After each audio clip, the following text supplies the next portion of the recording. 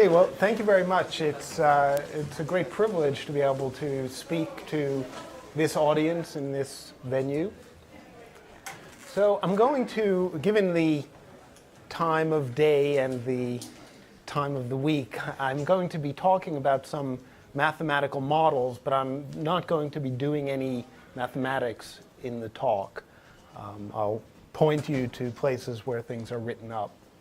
But I want to tell you about just a couple of actually completely different mathematical models that I've been interested in over the last few years, which attempt to cast light on how senescence, how aging evolves. And so these are just two of very many, and they come at it from very different angles. So I'd like to bring across a few points. So I think that the evolution of senescence can't be analyzed without seriously incorporating epistasis, which is something that for good reasons people like to avoid in modeling. Without incorporating randomness, and this is randomness on many levels, randomness of lifespans, obviously, randomness of genotypes, so not just average genotypes, but and average phenotypes coming from the genotypes, and also randomness of environments. And these all interact in sometimes unpredictable ways. And I'd also like to at least try to convince you of the point that all evolution is evolution of senescence, in the sense that while it's common to ignore age structure in modeling evolution, think about the evolution of organisms that are sort of point objects which appear and disappear. In fact, all fitness-relevant mutations must involve changes which take place across a life course, and to the extent that that effect in time actually produces non-trivial effects, it's something that we can't ignore. And I'm hoping to convince you that, in fact, it often does produce effects that we shouldn't ignore. So, to begin with, what are the questions to which an evolutionary theory of aging could be part of the answer? That is to say, why do we need an evolutionary theory of aging? So one question is, why are organisms allowed to fall apart after being painstakingly built up?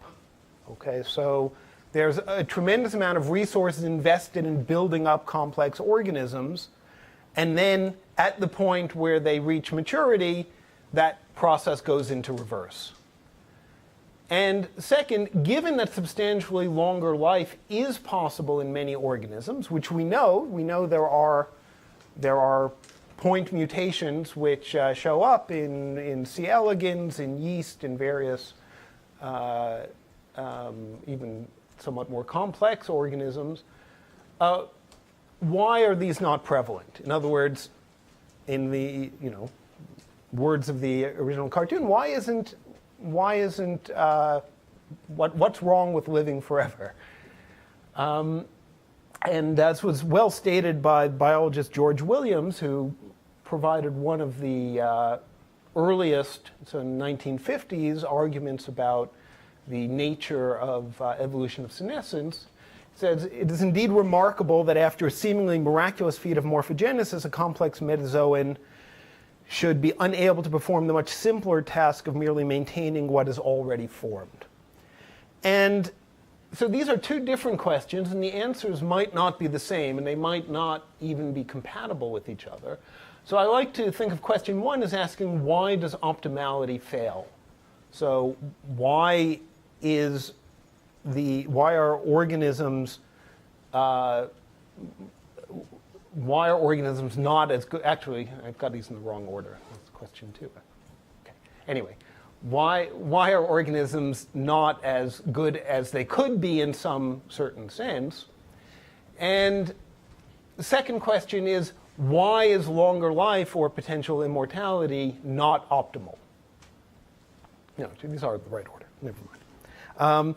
And the usual framework that people use for thinking about these questions originally goes back to an idea that was stated among other less cogent ideas by Weissman in the 19th century, and was then given new life by Medawar and Williams in the 1950s, which is that late-acting deleterious mutations are subject to less stringent selection control.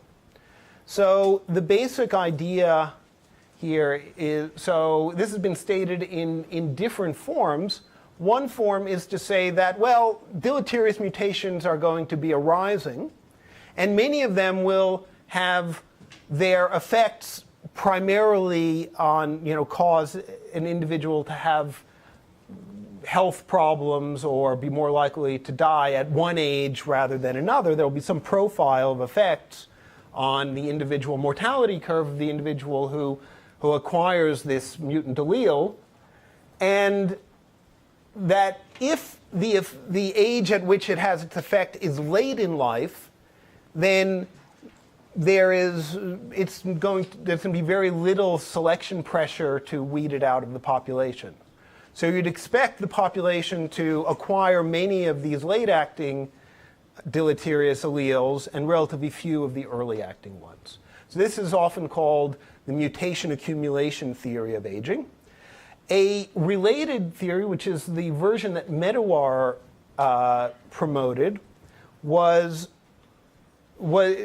sometimes called antagonistic pleiotropy, which argues rather that there might be, you might imagine there are mutations which have slightly positive effects at one age and slightly negative effects at another age. And if the positive effects come early and the negative effects come late, then that will be a net gain. And so so that's more an optimality argument, that the optimal organism will tend to be one that takes its benefits early and takes the harmful effects late. So the first part of my talk is going to be about theory of mutation accumulation. This is joint work with Steve Evans and Ken Wachter, and I'm just going to give a broad brush presentation of, well, what the problem is and the bit that we've tried to contribute to it. So, sorry, actually, this should have come before I got into the wrong order. So I was going to say that there are more questions that we'd hope to address with the theory. Why do some organisms not senesce? It's common but not universal for organisms to have increased mortality and decreased fertility with age. Why do mortality rates show characteristic patterns? So these are mortality rates happen to be from Canada, which show characteristic early high mortality, rapid drop, then an adolescent fast rise, and then this peculiar, so this is on a log scale, so this is an exponential increase in mortality called the Gompertz pattern, and then a late life plateau in mortality. So I'm not going to have much to say about this pattern today, but this is what a lot of research on the biology and evolution of mortality is ultimately hoping to understand why we see this pattern, not just in humans, but similar patterns in many different organisms.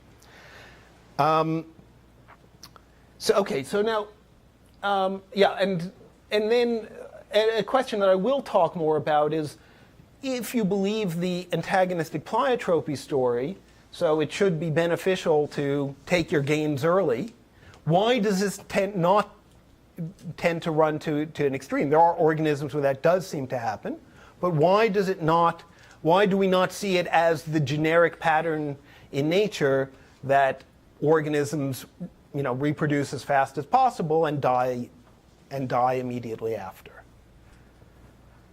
And I'm going to talk about this with regard to the problem of diapause, so of organisms that seem to intentionally delay their growth. So, so many of you are familiar with the general idea of mutation selection equilibrium.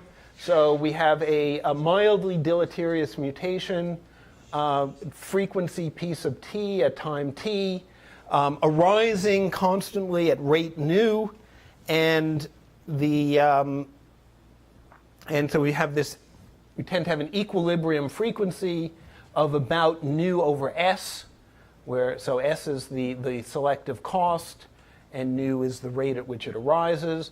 And our work on this started with an interesting argument put forward by Brian Charlesworth in 2001. So he suggested that, well, if we imagine that there's a constant reproduction rate and a high background mortality mu, and that mutation increases mortality, we have a lot of mutations potentially, each of which raises mortality at some fixed age by a fixed amount, and a constant mutation rate across all the ages at which these mutations could have their effect. Okay, so if you just accept all those assumptions, then you get to a striking conclusion that the cost of a mutation that acts at age x is the lost. If you think of it as being the lost reproduction, well, on average, your remaining lifespan at age x would be e to the minus mu x. It's a probability you would still be alive to experience the effect of that mutation. So if you put this into that formula, then you get the equilibrium frequency of mutations acting at age m increases like e to the mu x. So you get this exponential increase, which at least sounds a lot like the Gompertz pattern, right? Exponential increase in mortality rates with age. Now, the problem is that this is an argument about a single locus. So how do you, this is implicitly now being applied to, infinitely many loci. So the question is the difference between, is there a difference that really matters, right? Does it actually make sense to apply this, and would you expect qualitatively similar results? So the standard way of extending this story to multiple sites is the Kimura-Murayama model, which sees which is explicitly a non-epistatic model. And so you have a Poisson number of mutations, and then there's this fitness cost to each one that you have of the same S, and you end up with a very similar story. But this depends very much on there being no interaction between the effects of mutations. Now, the problem is that there is no way to coherently describe this as a non-epistatic story. So, and this is, I think, a very interesting point, because one problem that we often have in trying to model epistasis is in a mathematical framework is that there's only one way to be non-epistatic, but there are lots of ways of being epistatic. There becomes a question: how do you pick the right model, the one which has the right properties? And so there is a very natural sort of epistasis which is unavoidable when you're talking about the evolution of demographic structures, which essentially comes from the fact that an organism can only die once. So a mutation that will kill you, at age 50 together with a mutation that will kill you at age 40 does not have the sum of the costs of those two, right? So and that's not a problem if the effects of mutations remain small, right? And this is a story about small effect mutations, so it sounds like we're all right. Except the whole premise of this is that even while individual mutation effects are small, they're going to keep accumulating until they become large. Okay? So there's no way to avoid, right? And the whole story here is that at some point you get to an equilibrium where these mutations have accumulated to the point that they drastically change the mortality curve. And so there's actually no way to avoid having looking at that sort of epistasis. Okay. Now we're going to model it, and we're going to treat it in the simplest possible way. Namely, we're going to think of mutations as having mortality effects which add. But if the mortality effects add, then the selective costs are concave. Right. The effect of putting two different mutations together is less than the sum of the cost of having each of them. So in our model we use the net reproduction ratio, or net reproduction rate, as it's sometimes called in demography, which essentially, since we'll be thinking of R as being equal to 1, R is the population growth rate, essentially it's the net number of offspring produced by an individual with that who has a particular genotype. I think you mean R equals 0. Oh, yes, sorry, R equals 0, yes. R equals 0, yes. Although, well, it may actually be that there's an argument for looking at the log of the net reproductive rate, but I won't get into that right now. So, okay, so we've got this problem of applying, in the Charlesworth work, applying the single locus model to an infinite locus setting. And we have the non-additivity. We also have that mutations which act only at one age are extremely unrealistic. We don't know, still don't have any real image of what the mortality profile of a naturally occurring deleterious mutation might be. Here's from the one study by Pletcher and Kurtzinger that actually could get out this in Drosophila. So anyway, you see there you have non-constant effects. These are mortality effects over age of occurring in particular lines.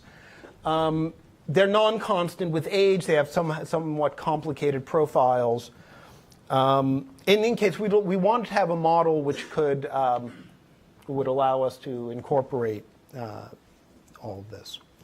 So now, we have the linear version of Hamilton's formula, where, all right, so if we're thinking of net reproduction ratio, this is survival of sort of the wild type, and the cost of a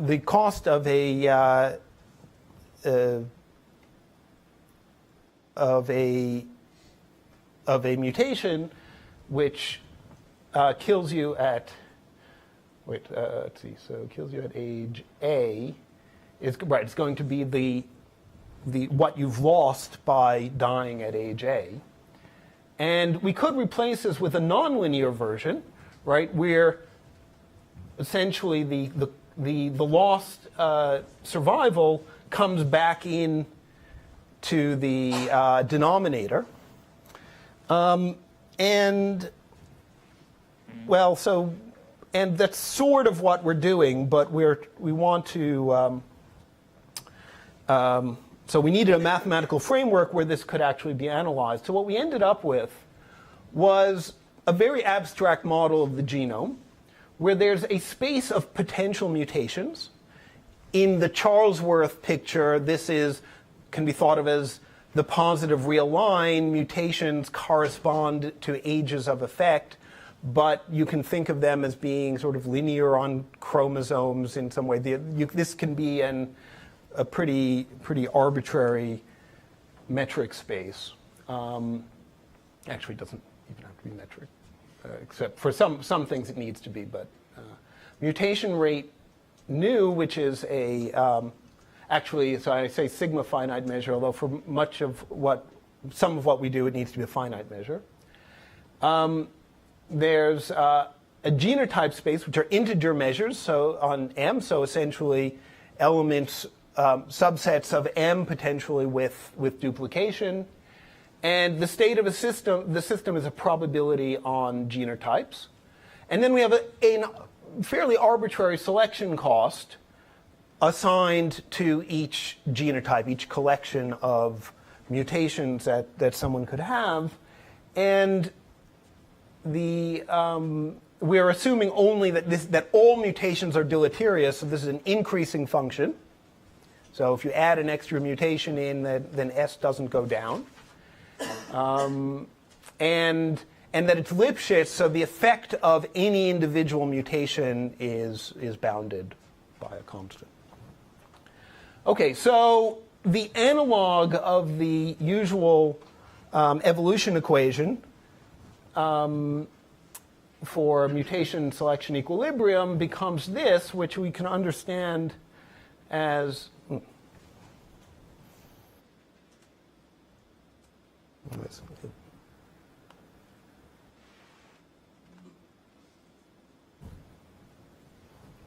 this?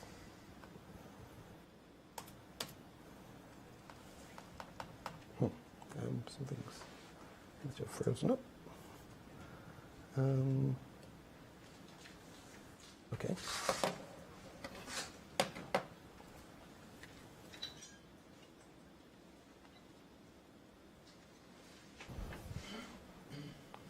Try that again.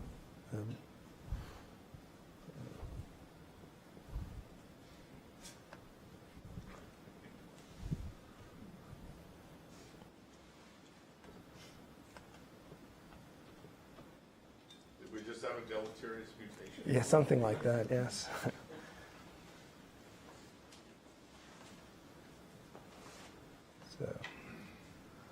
So okay, there we are. So we have one term corresponding to the change due to adding a new random mutation, right, which involves this mutation measure. We have a change due to selection acting, right, so we're looking at the change in PT acting on some test function. So minus the change due to selection acting on current genotypes. And then a normalization due to the average selection cost because we're thinking we want PT to remain as a probability measure. And so we have a solution which, we can write down an explicit solution basically in terms of from the Feynman-Katz formula, which is when S is non-epistatic, when S is linear, this reduces to what you would expect from the standard story, namely that we get a Poisson random measure with intensity 1 minus, so essentially which converges to 1 over selective cost times basically to the nu of M divided by S of M, and converges exponentially fast to that. And we also, it gives us a series expansion, so in principle we can calculate everything we want numerically. And the most qualitatively interesting result is that, so if you think about what's happening in the Charlesworth story, so if you go to far enough out, the effect of adding an extra mutation at that advanced age is going to be very small, right? It's going to get smaller and smaller as you go out. So the argument is that in the Charlesworth story, if you allow for these nonlinear interactions, in fact, there is some finite age at which the mortality will go to infinity. So you'll get infinite accumulation of mutations in that model. Now, that is not an argument for what we think is happening biologically. This is an argument about mathematical modeling. So this is saying that that the simple nonlinear picture gives qualitatively wrong results.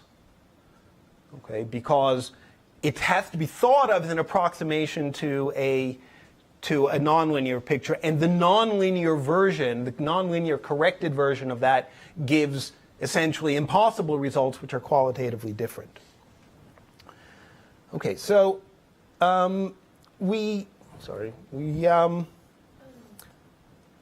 little confused about why is that wrong? I mean, like, people don't live more than 125 years. Couldn't the wall be, really far out? well, okay. So I won't. Well, there aren't infinitely many mutations around, but I won't even. I'm not even going to try to argue about whether it's biologically correct. Some people say this model that we're proposing is ridiculous because that's obviously not what happens. And we're not claiming that we've found an argument for what happens. What we found is that this approach you can't do this approach in this naive way with point masses acting at this age. In any case, you'll get qualitatively different results if you take account of the epistasis. So it can't be done in a linear way, which is the way most modeling in this field had been done for a long time. The original model is not self-consistent. Yes. I'm just very quickly going to say that we've got we have a version where when we add recombination in a fairly straightforward way. So we imagine, one generation at a time having mutation selection, and then recombination where there's some random way of dividing the genome in half, and the individual picks two random pieces. I'm not going to go into that here for arguing why that might or might not be a good way of doing it, but we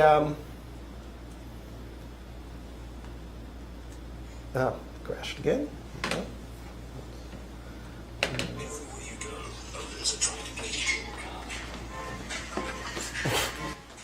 God, all hell's breaking loose. Warnings. The wall of death has come. Yeah. Okay, well, I don't know why.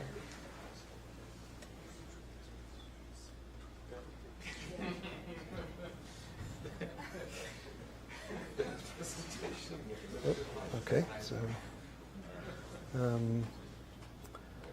well, the problem has generally come up when I've tried to skip slides, so I won't skip. Oop.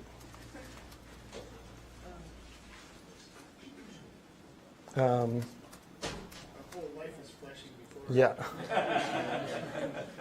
Okay, so when we add recombination, we have a long argument in this memoir which explains why, at least in a certain scaling regime, you end up with, quite interestingly, a dynamical system on Poisson random measures on the mutation space. So essentially, you've got this recombination which mixes things up, and then this potentially epistatic selection cost, which is making things non-Poisson.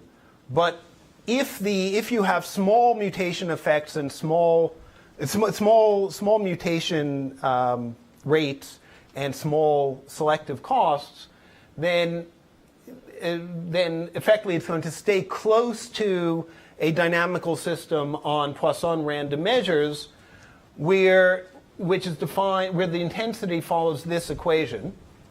And what this is the mutation rate. So the change in the intensity is the mutation rate, that's picking it up, and then minus essentially the selective cost, or what it would be is the average selective cost of adding this mutation into a randomly chosen genotype in the population.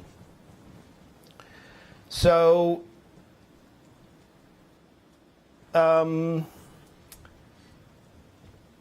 so we're not entirely sure about the proper scaling regime. But in any case, we know that we have this convergence theorem. So it stays close. So the one generation at a time process, when rescaled, stays close to this process on Poisson measures. And it has some useful properties. So when we have, actually I wrote convex, but I think I meant concave selective cost. When the selective cost is concave, as it is in demographic application, then we have increasing intensities for all times. So they either go to infinity. Right, so I wrote concave, convex again, and meant concave. Right, so it's concave if adding an extra mutation, right, two mutations together have less than the cumulative effect of adding each of them. And so if there is a measure, some measure which satisfies this equilibrium condition, then since it's increasing, it won't go past that. And so it's going to converge either to that or some equilibrium state below it. So in fact, we can show convergence to equilibriums in some interesting cases. But also interesting is that we can find in some cases that there is no equilibrium. That's to say, if we look at something like the Hamilton-Charlesworth setting, where there are point mass mutation effects on mortality and a constant mutation rate across all ages and constant fertility, then it's much worse than the situation we had in the no recombination setting. That it's not just there's some ultimate age at which survival goes to zero. What happens is that survival goes to zero at some age, and that reduces selective pressure at a lower age, and essentially the whole mortality curve unravels and survivorship goes to zero. So I think there will be agreement that that's really not what we see. Well, I don't know how close to zero is it? Maybe we don't know. Anyway, so this is fundamentally different from the no recombination case. Okay, and we have an equilibrium condition that we can compute with. I'm not going to go into the details here because I want to use my last 7 minutes or so to introduce you to a very different question that I've been excited about working on in the last year or two. And this takes a completely different tack. So this is not talking about random accumulation of mutation. This is asking about what sort of life history is optimal. And I'm just going to introduce some notation from age-structured population theory. So I'm going to be thinking of, so I have some age classes which are thinking of discrete time. Oh, the omega dropped out here. There was an omega somehow turned black. That's your missing font. Yes. So where omega is the maximum age, and for an individual age x, it has a certain expected number of offspring and probability of surviving to the next year. And I'm thinking of this as being in a large population. So I'm thinking of this as being the actual number of offspring produced by every individual. And I'm thinking of px as being the fraction of individuals that survive. And so in general, the age distribution will converge to fixed proportions. This is well known, and this can be seen from, so in demographers like to write this in a matrix notation, and so you've got the fertilities across the top and the survival probabilities on the subdiagonal, and you end up with, you update the population by multiplying by this matrix. And then, okay, Perron-Frobenius tells us that we'll get convergence to a top a distribution which is given by the top eigenvalue and top eigenvector. Okay, so now what happens when these are random environments? Well, okay, I'm not going to go through this. Many of you already know this. You essentially get the same story, right? If you have a different set, a randomly chosen set of fertility and survival rates each year, then you're going to there's going to be a Topliapanov exponent, which will give the growth rate of the population over time. The average growth rate will be deterministic, but there will be a random distribution of population, age structure, okay, changing from year to year. Okay, so I want to apply this to the problem of diapause. So in principle, it seems like rapid reproduction is the key to population growth, and yet many species will delay the onset of maturity. Okay, this is called diapause, and this is sometimes facultative, depending on environmental stress, and sometimes random. And so the question is, why would this be favored? So here are some pictures of chestnut weevils and monarch butterflies, which do this. So the chestnut weevils, so they're 59% stay in the ground for a year. And there's an argument which was first put forward by Carlin and has been generalized by others to essentially say that, well, if you have a diagonal matrix and some sort of off-diagonal elements, and you add a little bit of the off-diagonal things, you are always going to be reducing the spectral radius. Okay, so that's a theorem, and this has been taken as an argument that various kinds of mixing, whether geographic or in terms of age classes and so on, will be negative for growth. And this is equivalent in the diapause setting to the statement that that faster reproduction is better. So here's the simple model for random diapause. So we have a d-stage life cycle, and fraction sx of t, I was calling it px before, sorry, survive in year t, and at age t, the individuals produce t offspring and then die. And these are to be thought of as random. So we have this random matrix. So that's the standard situation. And so a population like this will have, oh gosh, I left off the logs here. Right, so this should have been expectations of log t of t, expectation of log si of t. Okay, so that will be the growth rate. And now we add a random diapause at rate epsilon. Okay, so with probability epsilon, a fraction epsilon will stay and not move in the, it will stay in their zero class and juvenile state for an extra year. So now, for those who are interested in migration, of course, this is equivalent. If you take the, a product of d of these, you essentially have a diagonal matrix with an epsilon rate of migration to other sites. Okay, and so so these are strongly related questions, question of rare diapause and of rare migration. And rare diapause is the case where the growth rates at all sites are equal. So I've analyzed both of them. So I'd be interested to know if the result I'm going to state now is one that's familiar to people who work on migration. So first of all, here's just an example in a 2-by-2 case.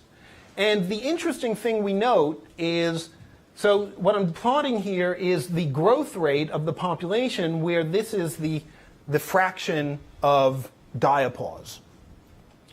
And so the interesting thing is, so at 0.05, right, you're still pretty high up, and 0.01, still really high up, and there's 0.0001, and we still moved the growth rate by quite a bit. And so, okay, so here's so most of the benefit comes with a tiny amount diapause. And so here's the theorem. So basically, near zero diapause, the growth rate behaves like 1 over log epsilon. Okay, so we have increases like 1 over log epsilon, so it's extremely steep growth. And well, I'll talk about why if anyone wants to ask about it in the questions. And so now the last thing I want to say is that in the migration case, so that is to say we have a diagonal matrix and then you add on some epsilon rate of transition to other sites, that the modulus of continuity at A, so the rate of increase, so it increases positively by being able to make these tiny probabilities of migration. And it's like epsilon to the rho, where rho is determined by some combination of the difference in growth rate between basically the best and the second best site, the variance, or something like the variance, right? So more variance means that faster growth, the greater benefit of being able to switch. And the distance from the top best site to the second best site, right? So it's at least 2. It's the length of the longest cycle that starts at 0 and ends at 0 and passes through that site. So there's some set of these parameters for which it would be beneficial, even if you pay a linear penalty, to add some amount of diapause if it's small, and there's some range where it's not beneficial. Okay, so that's it.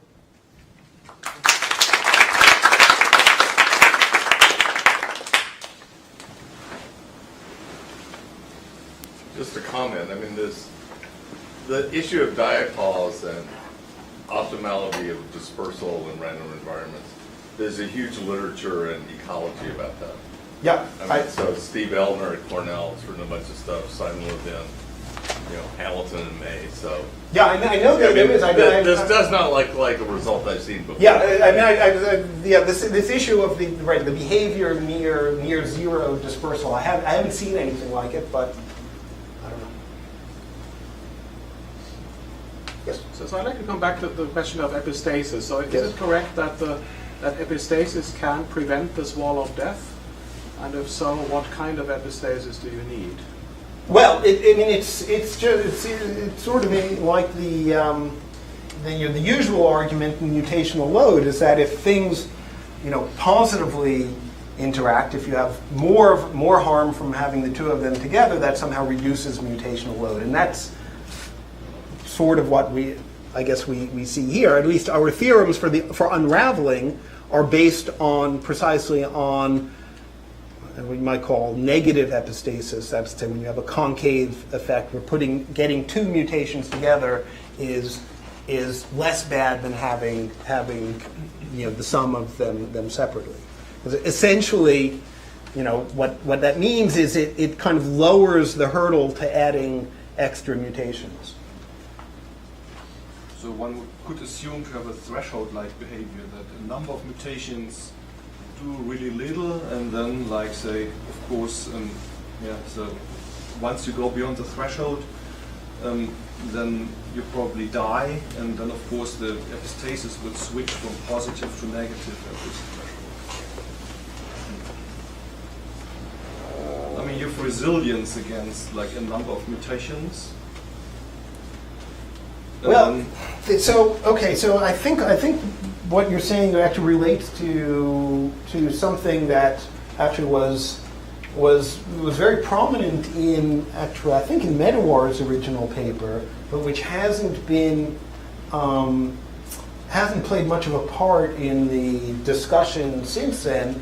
It was either Medawar or Williams who spoke about the idea of there being sort of modifier mutations.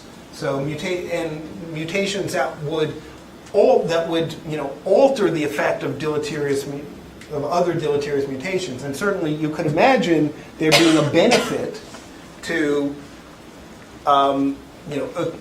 essentially accumulating mutations to getting mutations or modifications to the organism that would cause it to essentially raise the cost of a combination of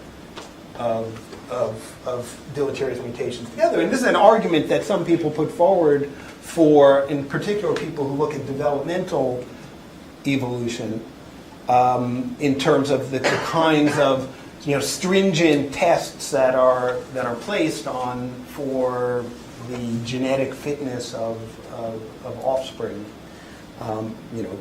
early in gestation. Is that the sort of thing you're? No, I mean, I was thinking of something very simple. That organisms have all kinds of mechanisms to buffer some deleterious effects from wherever, from the environment, but also from mutations. So you could easily assume that, say, the effect of the first 5 or 10 or whatever mutations is just buffered, doesn't do anything, and then it only sets in once you get beyond this threshold. Well, of course, but the point is exactly that sort of. I mean, the whole theory of mutational load tells us that you have a kind of counterintuitive effect that buffering the effect of mutations likely means you're going to end up with more of them and ultimately at higher cost, right? Concave effects, right? So buffering essentially increases the concavity of the effect. Sure. And so, and of course, most of this theorizing takes place in a context where we're imagining that there's an unlimited pool of deleterious mutations of a certain, level and shape, and all that we're still. So far as I can see, the theory is very far from being able to take account of anything like the level of detail that we're acquiring in the analysis of the genome. Yes? Is this buffering thing just sort of like a Muller's ratchet effect? Like what happens if you add in mutations that make you less likely to die? Would you not run away? Do you now reach some mutation selection balance? Well, okay, so the problem of trying to bring together theories that allow for positive effects and theories that allow for negative effects is, I think, a very, very fraught one. I mean, usually they're treated in completely different contexts and completely different methods. Actually, maybe a different way of looking at it is you only have some finite set of deleterious mutations, and you'll eventually build up a back mutation. Well, that's it. And, there's an interesting, and in particular, this is interesting and something we've been thinking about a bit in the context of the kinds of arguments people put forward about, kind of island effects. So there's a population which has assembled some collection of deleterious mutations which were once in balance and now are subject to selection under a different set of constraints. So there you're thinking, then there's a particular set of mutations you're interested in analyzing how they're going to develop over time. But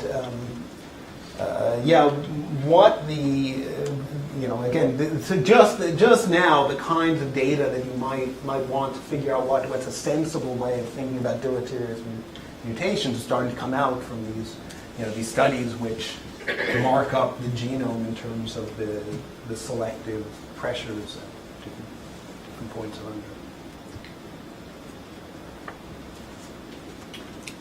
Good. Then let's thank all the speakers again.